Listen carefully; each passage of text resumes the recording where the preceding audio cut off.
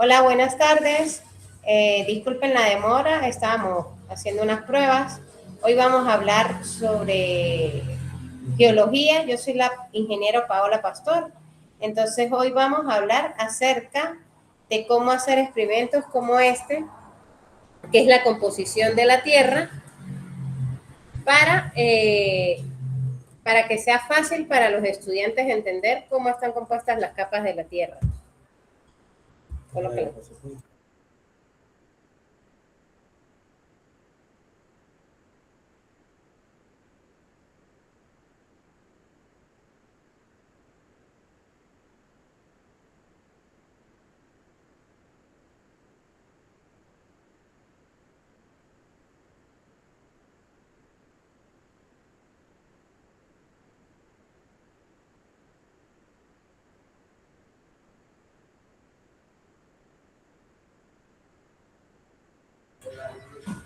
Entonces tenemos que para el primer experimento vamos a hablar sobre modelando la Tierra, un enfoque práctico para comprender la estructura interna de nuestro planeta, mediante la creación de un modelo a escala con materiales didácticos.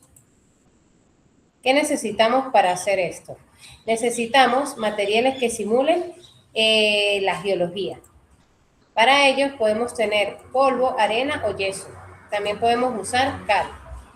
Agua si necesitamos hacer una mezcla moldeable y colorantes o témperas. Un recipiente puede ser, también podemos hacerlo en un cono, hacer un cono con una lámina de acetato o usar una botella como hicimos nosotros.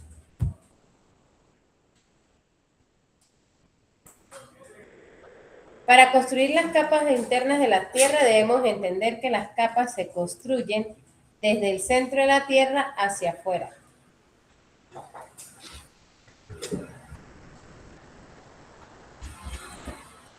Entonces, lo primero que hacemos es crear el núcleo. Sabemos que el núcleo está constituido por núcleo interno y externo. El núcleo interno siempre va a ser sólido porque él está compuesto de hierro y níquel. El núcleo externo va a ser líquido porque él está compuesto de material que genera el campo magnético.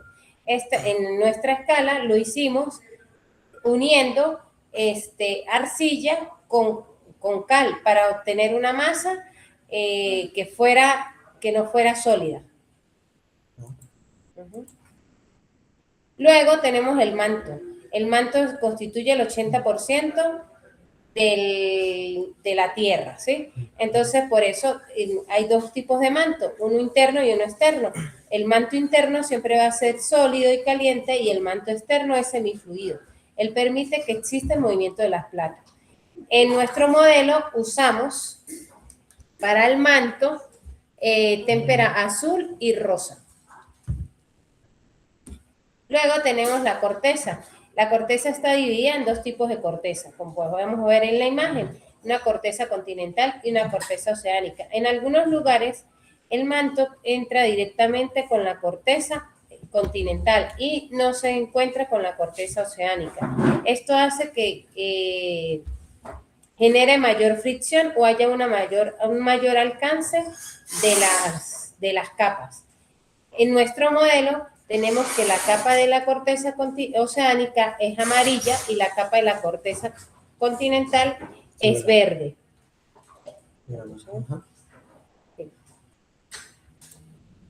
Entonces, ¿qué debemos hacer para hacer nuestro proceso de ensamblaje? Mezclar ¿qué? La arena, la arcilla o la cal que usemos con pigmentos, dejarlo secar para luego apilar. Colocamos sobre nuestro recipiente, vamos a ir colocando cada capa en nuestro recipiente y luego vamos a ir aplastando, como se va a ver en el video.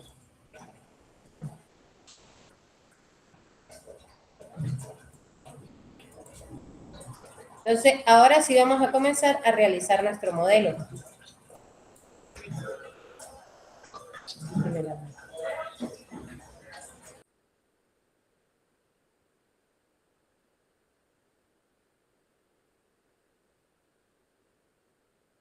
Mezclamos toda la arena.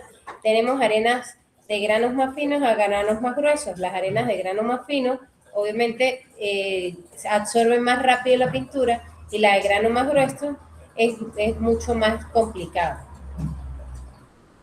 Aquí podemos ver cómo se mezclan la arena con el pigmento. En este caso usamos témpera porque es el material más idóneo y más económico y de fácil acceso para nosotros trabajar. También podemos moldear la arena con la misma servilleta, dándole forma como de una masa homogénea. Vamos siguiendo los pasos hasta completar que esta masa se quede toda homogénea.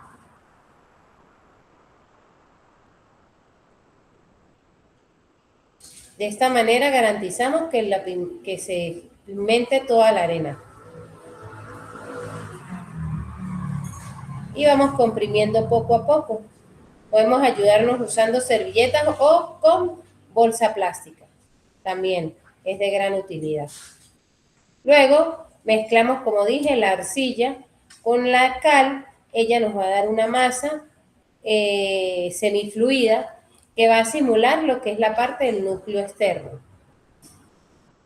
Como pueden observar también, ya tenemos varias arenas pintadas de colores.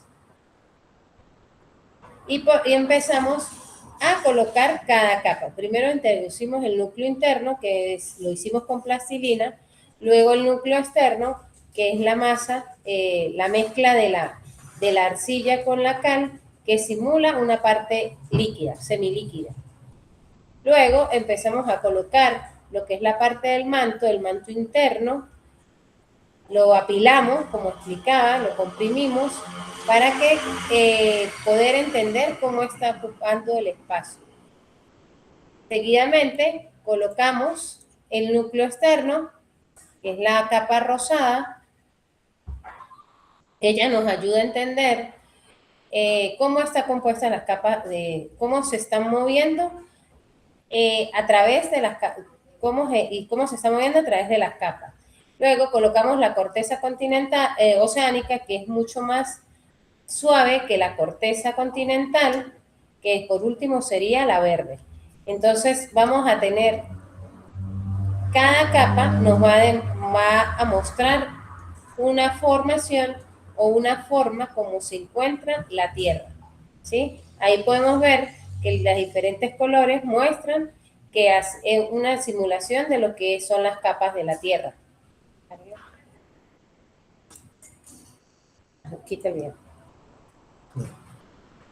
Ajá. Ahora, si podemos ver esta línea negra, cuando vemos esta línea negra entre las cortezas entre las cortezas continentales y oceánicas y la corteza en la parte del manto, se llama la línea de Mohorovic. ¿Eso qué significa? Que es la línea que nos da la discontinuidad entre la corteza y el manto. En algunas ocasiones,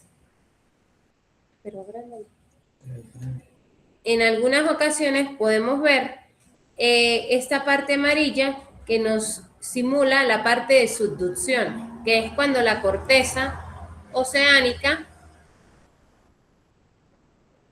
penetra a la corteza continental, formando así lo que son, ayudando así a formar montañas, como pasa en la placa del Pacífico y de Sudamérica.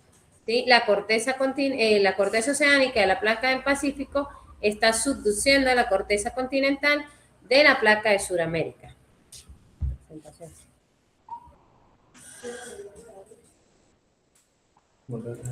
Pero aquí adelante. Ya te tengo que dejar de compartir este momento. Ajá.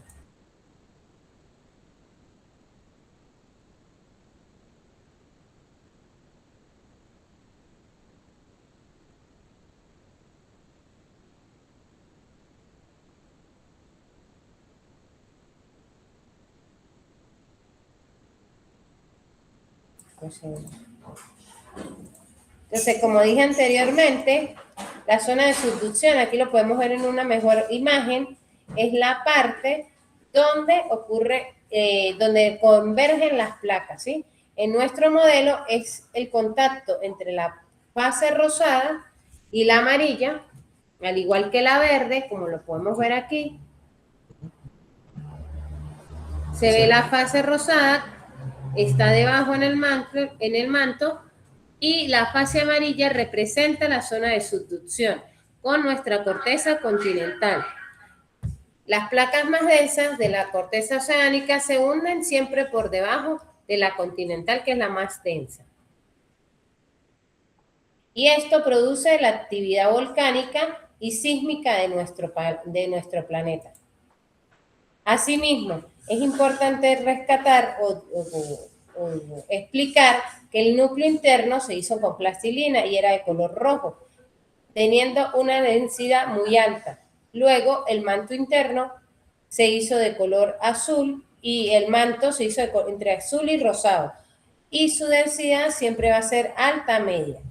Y la corteza continental y oceánica fueron de colores amarillos y verdes, teniendo una densidad mucho menor.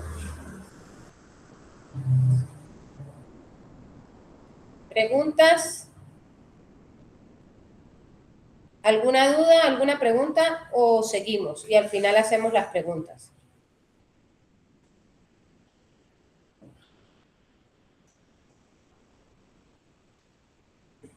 No hay hecho. No, pero esa pregunta pasa. Entonces vamos ahora a hablar cómo, ya hablamos de las capas de las tierras, ahora vamos a hablar cómo se comportan las capas de la corteza terrestre o de la corteza continental en la Tierra.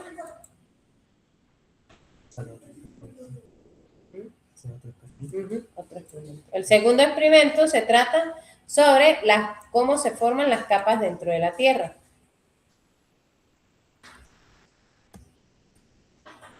A ver.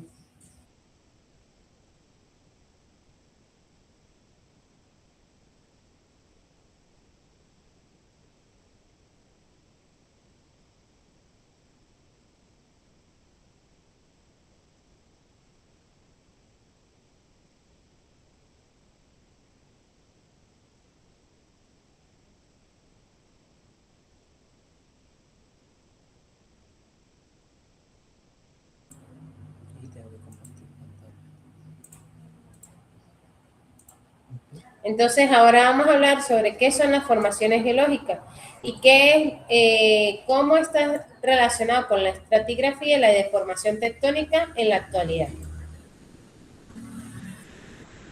Nosotros podemos conocer cómo está compuesta la Tierra a través de las capas de la Tierra, ¿sí? Ella nos cuenta una historia. A medida que van sedimentándose las capas, van creciendo las montañas. Entonces, cuando nosotros observamos las montañas, normalmente lo que deberían ser son estratos uno sobre otro, de manera horizontal. Sin embargo, cuando los observamos, muchas veces notamos que tenemos pliegues o las capas están en una inclinación, y esto se debe a la tectónica y al cambio dentro de la Tierra. Como podemos observar en la imagen, tenemos lo que explicaba la ley de la horizontalidad, que es cómo se sedimentan todas las capas, sobre todo de las rocas sedimentarias. Ellas van una encima de la otra.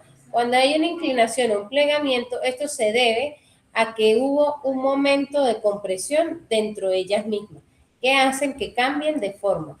La mayoría de las rocas sedimentarias adquieren una forma parecida a un pliegue, parecida a una onda. Esta onda se llama pliegue, pero sin embargo, el carbón, por ejemplo, no hace totalmente el pliegue, sí se acopla a este pliegue, pero ella se empieza a fracturar y crea cubitos. Luego tenemos la continuidad lateral.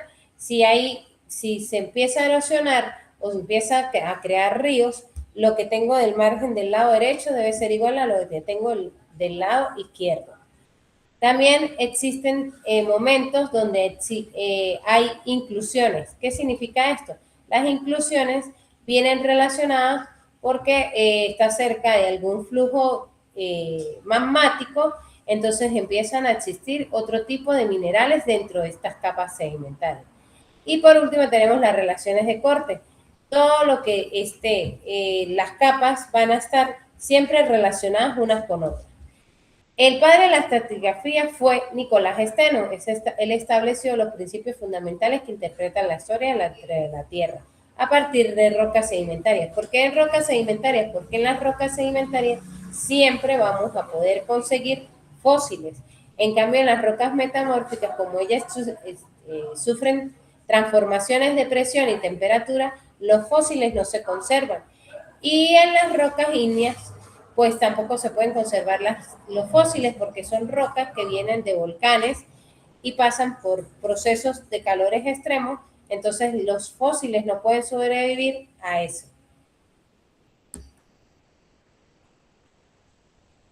Aquí vemos cómo las capas se sedimentan. Aquí vemos cómo las capas se sedimentan desde más antigua hasta más reciente. ¿Tiene el video? Es un video. ¿Sabías que las rocas cuentan historias? Observa esta columna. La ley de superposición lo explica. Lo de abajo es más antiguo y lo de arriba es lo más reciente. Entonces quiere decir que cuando nosotros vemos una montaña y observamos las rocas, podemos saber qué formación fue primero y qué formación vino después. Sin embargo, hay lugares donde las formaciones pueden estar volcadas o pueden estar cambiando.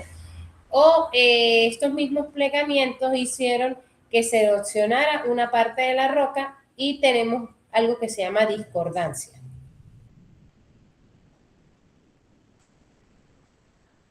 También, entonces, ¿qué vamos a necesitar para este tipo de experimento? Arena fina, cal o carbón, que nos ayuden a diferenciar el comportamiento o a simular el comportamiento de las capas sedimentarias.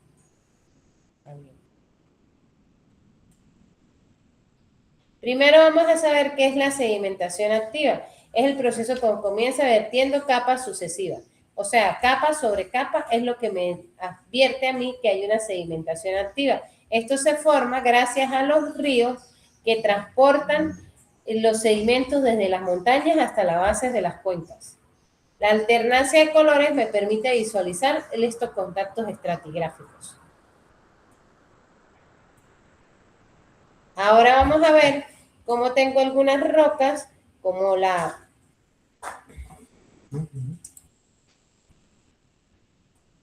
como esta diatomita, que es una arenisca de grano fino. Yo la estoy moliendo para poder obtener esta arcilla esta arena fina. También muestro cómo se pimentó. Es como la parte anterior, el experimento anterior, que mezclamos siempre pintura con arena. Esto nos ayuda también a tener plasticidad. También usamos cal, porque la cal es más fina, entonces presenta sedimentos más finos dentro de la tierra. Y podemos usar arena normal que esté seca, y esto nos da un indicativo de cómo están las capas de la tierra. Empiezo a verter, uso un recipiente transparente, la parte negra simula el carbón, y colocamos una tablita o una especie de cartón para poder simular la compresión dentro de la tierra. Colocamos una capa encima de la otra y vamos para evitar que hayan tantos poros. Este tipo de accidente puede ocurrir, entonces tenemos mucho cuidado cuando vamos a verter para así no hacer que no se mueva nuestra madera o nuestro palito que usemos. Es casi como preparar una torta. De hecho, la tierra se comporta de esta manera, empieza a hacer capa por capa.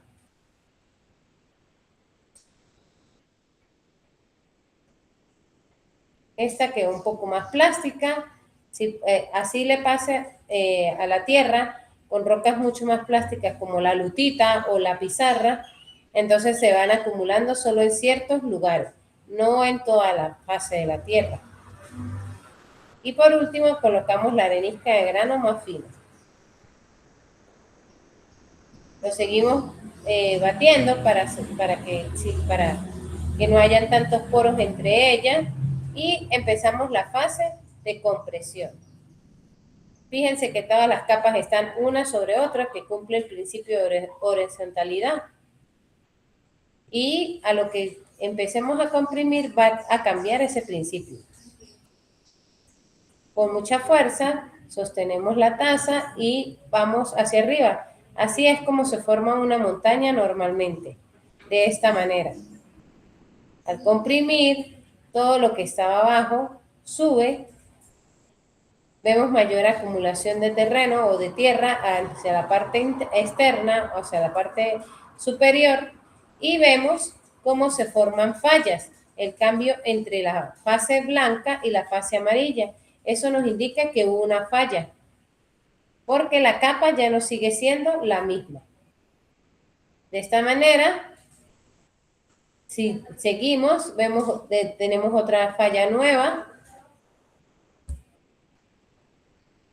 Y entonces por eso es que se pierde el principio de horizontalidad, porque al tener momentos compresivos y tectónicos, las capas de la Tierra van a cambiar y cambia toda la parte de la sedimentación, formando fallas.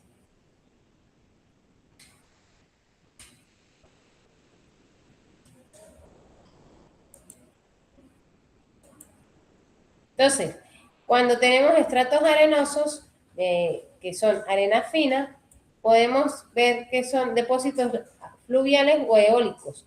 Luego tenemos estratos carbonados o químicos, que son rocas que vienen, que son partes de del fondo marino o que tienen precipitaciones químicas. Y el carbón, pues el carbón suele ser lodolita o un pantano que tiene componentes orgánicos que se quedó sin oxígeno y por esa razón tiende a ser negro. Pero si podemos observar, cada uno muestra un patrón diferente al ser deformado por la tierra. Entonces podemos tener compresión, que es lo que hace que cambie la forma de la tierra, tensión, que es lo que abren las rocas, y cizalla, fuerzas laterales que deslizan bloques a bloques como se ven en la falla de San Andrés. Esto es una respuesta mecánica, nos da un bloque donde tenemos dominios. En esta foto podemos ver que es como una simulación de un registro sísmico donde los geólogos o los geofísicos saben dónde están los cambios dentro de la Tierra. Es como si hiciéramos una radiografía.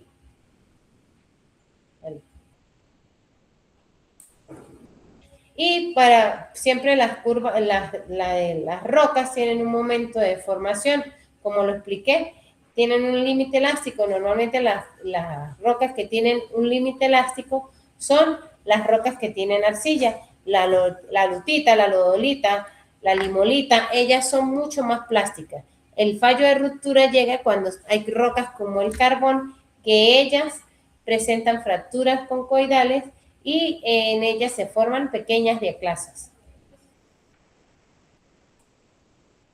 Y como podemos ver, por último, tenemos una variedad de formaciones que van a estar formadas una encima de la otra. Esto nos da el tiempo en millones de años y nos dice cuál fue la presión, la presencia de minerales y a qué escala o cuántos kilómetros medía. ¿Preguntas? Si tiene alguien una pregunta, una duda, pues si no, continuamos. Claro. Ya.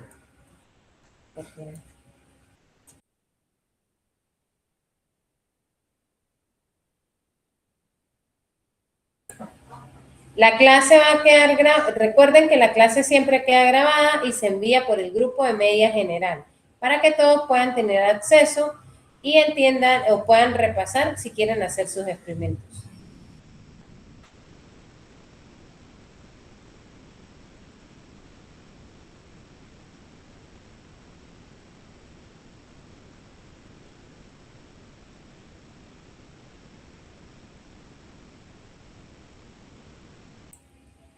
Ajá, Aquí está. la forma, ajá. Dyer. Dyer Chirinos. Dyer Chirinos, nos hace la primera pregunta. ¿La formación montañosa no puede generar fallas en las placas tectónicas? No, las fallas generan, las placas generan fallas en los sistemas montañosos. O sea, si yo tengo una falla, se generó porque hay unas placas, las placas tectónicas al romperse generan estas fallas. Dice esto. Héctor Daniel dice, las capas, ¿qué distancia tienen entre sí? No, las capas dependen en la naturaleza de cómo sea el patrón de sedimentación. Eso no lo podemos determinar. Eso viene determinado por cómo está en la montaña. Es algo natural. A veces pueden ser de milímetros, a veces pueden ser de kilómetros. Depende del proceso de sedimentación del lugar. Dice Chile, San Juan de Río. Excelente explicación, muy educativa la clase. No es obligatorio hasta el momento. No, no es obligatorio porque usar bata es opcional. Siempre hay que tener cuidado, tratar de no mancharse con la témpera o con la pintura al frío, el tipo de pigmento que usen, pero como no es un experimento de química, no es necesario. Si lo quieren usar, pues está bien. ¿Podemos identificar una falla? Sí, sí se puede identificar una falla. Las fallas se identifican como cuando hay cambios en la litología, o sea, cambios en el tipo de roca. Por ejemplo, yo tengo solamente una franja blanca, pero en un lugar la franja blanca deja, por ejemplo, aquí. Esta franja siempre es azul, ¿sí? Pero aquí se adelgaza. Esto pasa cuando hay una falla y hay en un momento en donde desaparece prácticamente. ¿Sí lo ven? Hay que entra la capa rosada. Así se vería una falla. O sea, yo pierdo mi capa y mi capa está aquí arriba y está desplazada hacia abajo. Puede hacer otro experimento para ver cómo son las rocas ígneas. Las rocas ígneas mayormente vienen del magma. Entonces, hacer una demostración para hacer rocas ígneas es bastante complicado. Sin embargo, podemos usar plastilina, la calentamos y vamos a ver cómo ella se derrite. Le podemos colocar partes de creyón de cera y vamos a ver cómo ella se vuelve una masa. Si la dejamos enfriar rápidamente o la metemos en agua, va a tener un color, pero si la dejamos enfriar lentamente, ese color va a cambiar. La línea negra, Ani Martínez, ¿cómo se llama la línea negra? La línea negra se llama la discontinuidad de Mojo o de Mojorovich. Es la que me marca,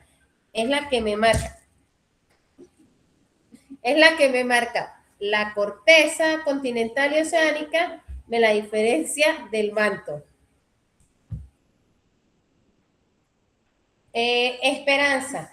¿En qué año diversifica? En cualquier área, porque los estudiantes deberían conocer la Tierra desde el primer año. Además, la formación de las capas de la Tierra, ya a partir del primer año, ellos pueden hacer eso.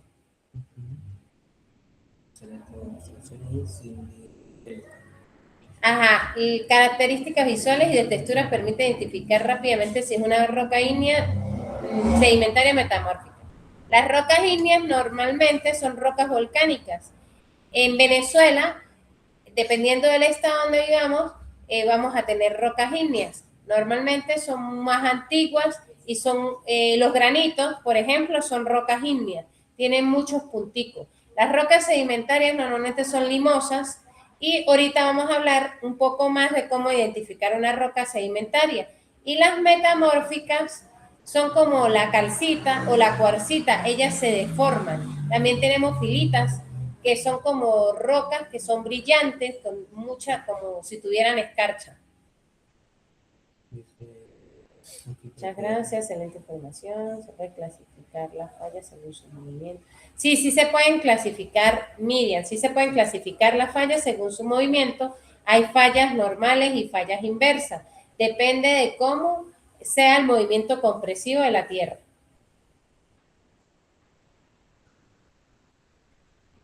Adaptado a las áreas. Sí, porque usted puede hacer, de hecho ahorita vamos a hacer un experimento que está adaptado a la química, que es la acidez de las rocas, que me dice si es carbonatadas o no, y en la física podemos usar la parte de la compresión, o sea, cómo la fuerza me genera o una separación o una compresión. ¿Cómo podría?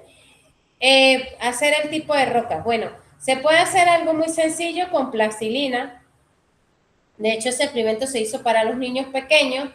Usamos plastilina con partes de creyón de cera que hallamos con la sacapunta y lo unimos. Entonces tenemos esas rocas pueden ser sedimentarias. Si las calentamos un poco, se van deformando y son metamórficas. Si ya las dejamos que la plastilina se deshaga, hacemos como un magma. Y al unirlo vamos a tener como una masa.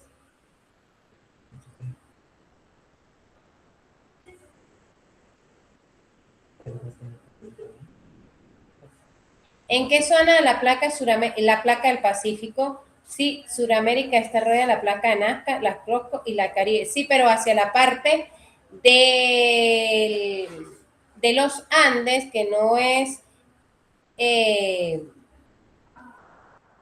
la placa de Nazca, es parte de la placa de la placa del Pacífico. Recordemos que la placa del Caribe está hacia el norte, igual que la placa de Coco, y la placa de Nazca está más hacia el sur. Y tenemos también la placa del Pacífico. Listo. Entonces vamos a seguir con nuestros experimentos y vamos a pasar hacia la acidez de la tierra, de las rocas. No.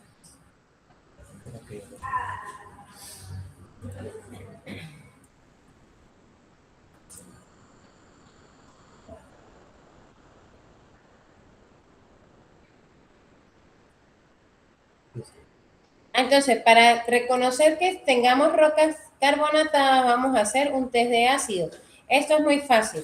Es una guía visual de reacciones químicas de efervescencia con materiales básicos como limón y vinagre.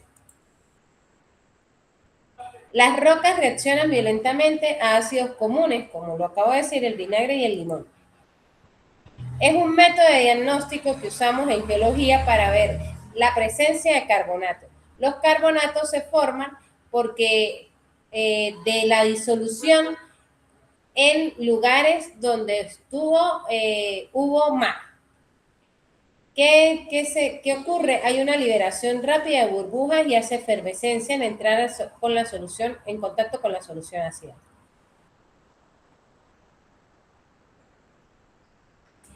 La química detrás de esto es que ocurre una reacción cuando los protones del ácido atacan los iones del carbonato de la roca, liberan dióxido de carbono y se genera una forma gaseosa.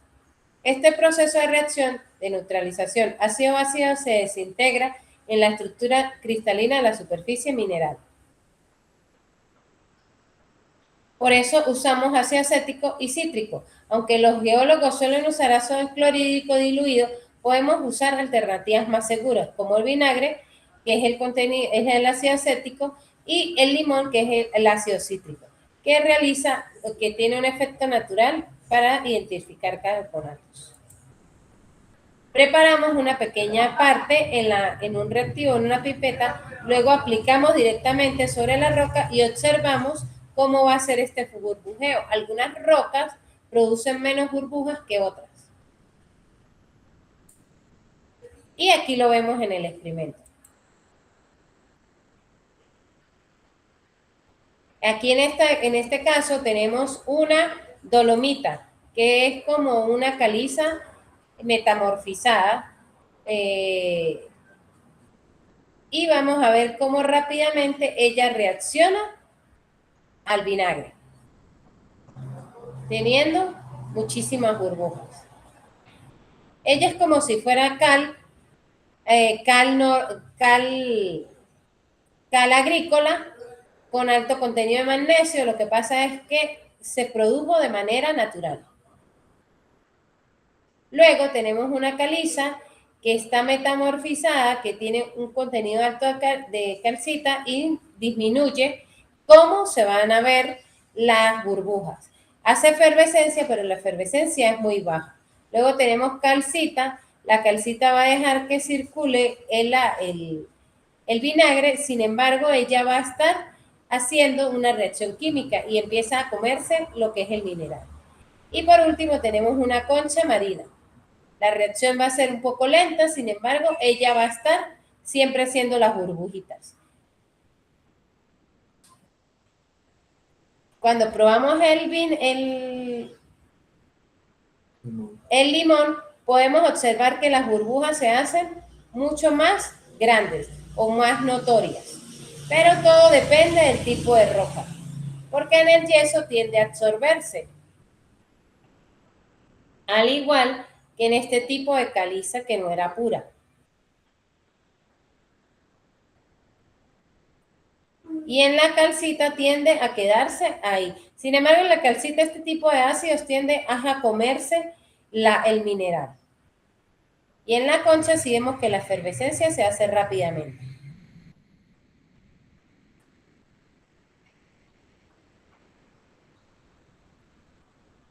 Podemos observar cómo la cal, la presencia en la cal, la efervescencia es mayor y se genera rápidamente. Y con el limón podemos ver que es mucho menor. Todo depende de la composición de la roca. Esta es una diatomita, ella tiene un poco de contenido carbonático, sin embargo,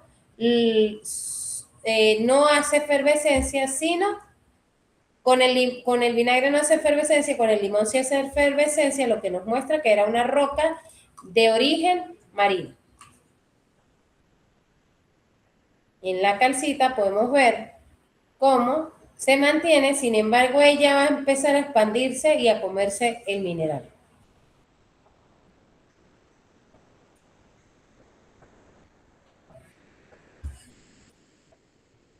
Listo. Entonces, existe algo que se llama efervescencia positiva, que es cuando las rocas reaccionan rápidamente a las burbujas, al ácido. Esto genera burbujas que escapan directamente del dióxido de carbono. La intensidad de la efervescencia nos ayuda a distinguir este tipo de diferentes rocas sedimentarias. ¿Por qué son sedimentarias? Porque son rocas que se han formado mayormente en ambientes sedimentarios marinos. La caliza es una de las rocas más conocidas en Venezuela, se usa para hacer lo que es la cal y el cemento. Aquí muestra cómo tiene la caliza blanca o la dolomita, que en este caso sería dolomita, es de alta pureza, es de origen biogénico y reacciona rápidamente al limón. El mármol, por ejemplo, es una roca metamórfica, ella no vamos a ver reaccionarla porque algunas veces, dependiendo del tipo de mármol, reacciona y algunas veces no reacciona. Es la cantidad de calcita que haya sido, que haya transformado este tipo de mármol. Y la cal agrícola, como lo vimos, es demasiado explosiva. Ella, si le colocamos limón reacciona, si le colocamos vinagre reacciona.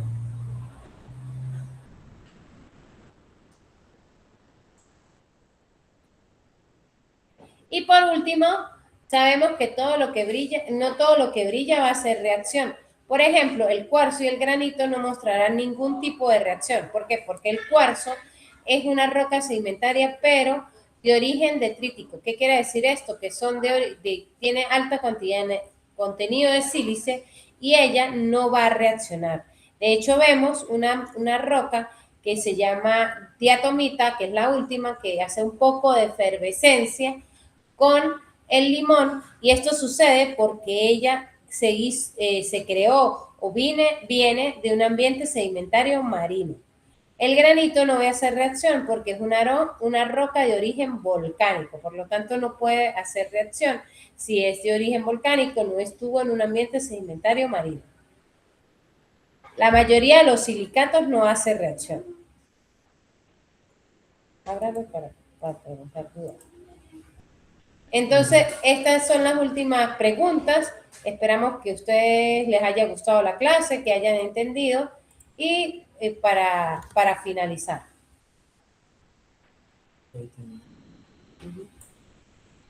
Bueno, preguntas.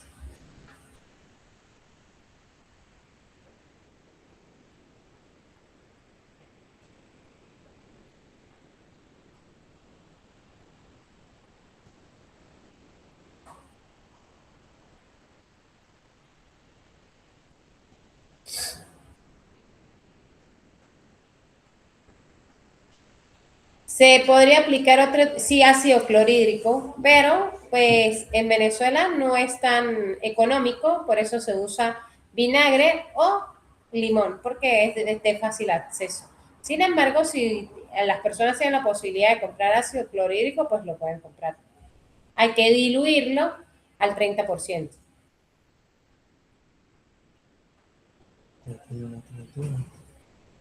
¿Mm? ¿Otras dudas o preguntas, sino para terminar la transmisión por el día de hoy?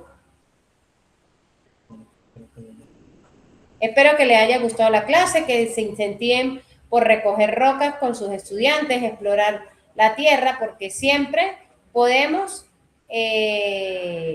conocer mucho más sobre nuestro país y nuestro planeta. Y la última pregunta de Cindy dice, ¿las rocas sedimentarias son las que mayor efervescencia tienen? Sí, las rocas sedimentarias, pero de origen bioquímico o químico, ellas hacen reacción. Las rocas sedimentarias que son, que fueron parte de lo que era el fondo marino, son de ambientes sedimentarios marinos. ¿Qué quiere decir eso? Que son carbonatadas, que tienen conchas marinas, por eso es que hacen la reacción.